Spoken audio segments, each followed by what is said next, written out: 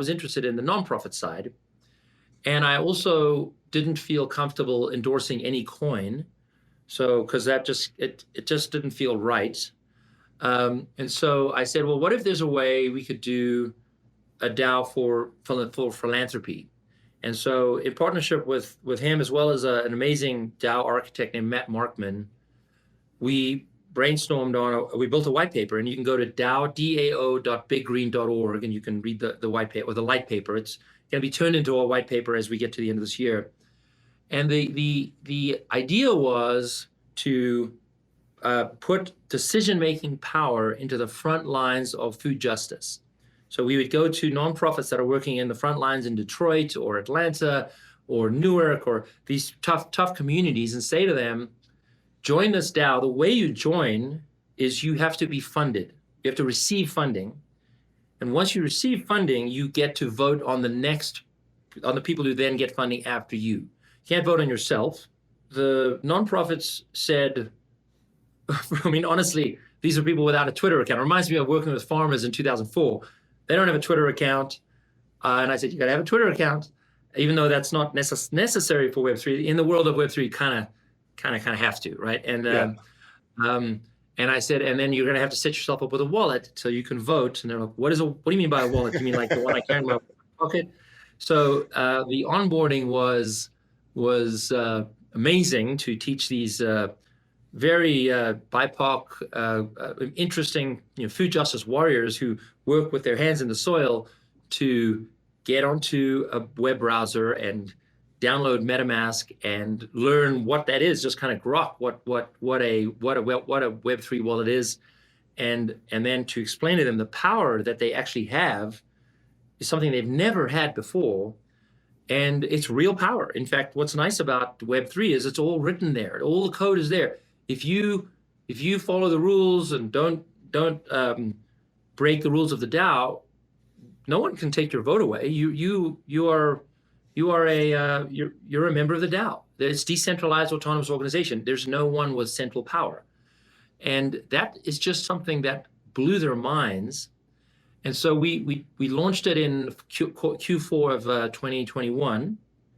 And we moved very fast, which was really cool. Another great thing about Web3 was the speed that we could move at. You even had the guys from the Constitution DAO helping you work on this. Yeah, we had the Constitution DAO. We had probably about 50 Web3 contributors. That I got to give a great thank you out to the Web3 community, because when I was working on this, I really didn't know what I was doing. I didn't say, oh, I'm a Web3 expert. This is going to be an obvious use of it. It was more the other way around. I think this could be used, we could use Web3 to scale this idea. Okay, who do I need to talk to so I don't do something and I'm just totally wrong? And so we spent at least 2 hours with about 50 different Web3 folks who themselves spent a few hours outside of those calls on the white paper, as well as giving us feedback. And it was a Google Doc that we allowed anyone in that group to comment and give us their feedback. And as a result, we came out with a white paper that I think is really effective. It is true to the Web3 ideals. It is true to the philanthropic goal of this. This is not a money-making DAO. This is a way for a donor to put money to work in a way that matches their ideology. So explain how it works. So if I come as a donor, it then gets distributed by the DAO, decentralized manner, to the individual top projects in kind of underprivileged areas, and it's allocated by the people themselves. Right. So if you're a donor at a certain level, right now you have to donate over $100,000 and you get a vote as well. Right. But if you're under $100,000, we will start including them as voters once the experiment is over. We're just not 100% sure how to do that. The donors can vote as an equal donor to the nonprofit. So if you are a donor, you don't get like 100,000 votes. You get one vote. And if you are a nonprofit, and you're a recipient of whatever dollar amount, you get one vote. So how much money you put in does not affect your voting power. And we chose that intentionally to not let a donor kind of ruin the goal of the DAO, which is a DAO, right? Which is to decentralize decision making. I put $1 million in to kick it off. Wasn't sure how it would be received because brand new, no one's ever seen this before. And in the past 6 months, maybe 7 months, we've raised over $6 million, and we have almost 2,000 donors in the DAO at an average donation of like $900. It's just incredible. And how many participants are in the DAO on the other side? So the recipients. So how big is the DAO essentially now? We really also wanted to be careful not to move very fast in the size of the DAO. So Matt Markman came up with this concept of progressively decentralizing. So it started with 6 nonprofits. Big Green's one of them, and then 5 real incredible nonprofits that we knew very well, that we trusted, that were on board to figure out Web3 and be leaders in the DAO. Leaders, spiritual leaders, not like voting leaders. They get the same vote as everyone else. So we have 6 nonprofits in Q4 of 2021 that were the leaders in the DAO, and they chose 10 nonprofits to join in Q1 of this year, so February, March of this year. And then the DAO, we're kind of in an experimental phase, so the rules are a little flexible until we firm them up. But the first round, Big Green chose. Second round, those 6 people chose. So we grew from 6 to 16. And then in Q2, so April to June of this year, we added 2 donor votes. So I'm one of them and another donor.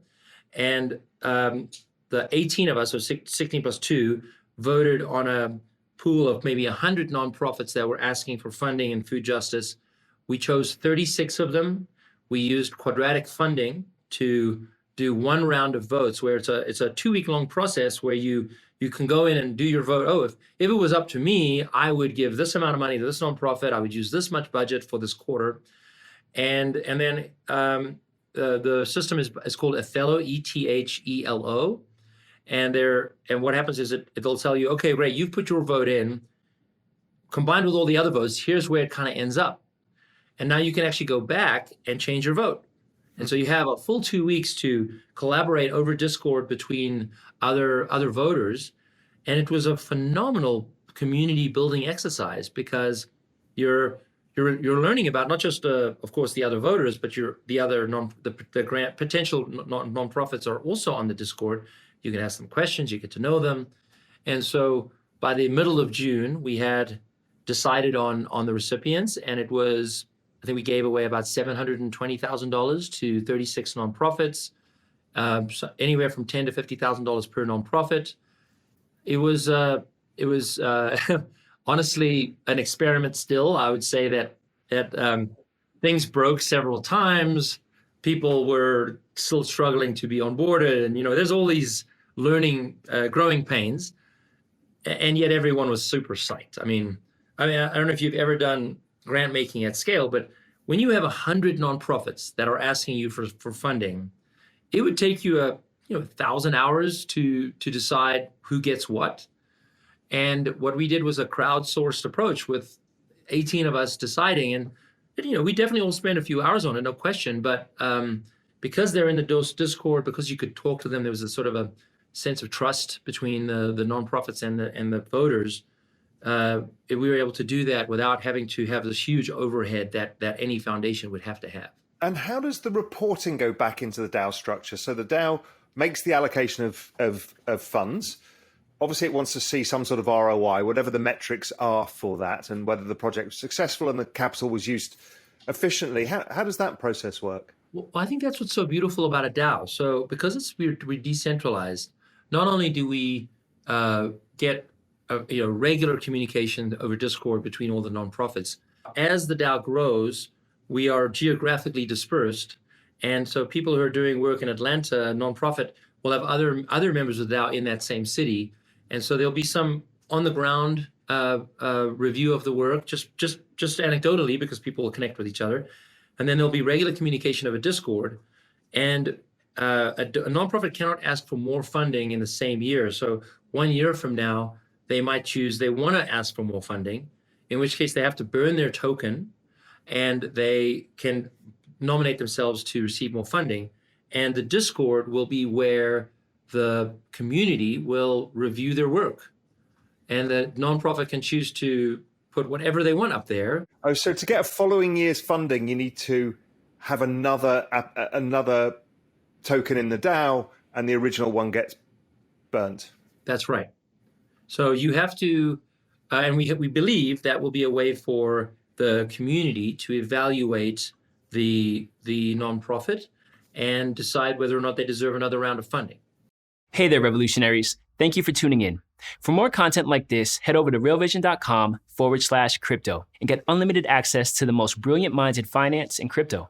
Join our community of lifelong learners for exclusive access, unparalleled education, and unbiased insights.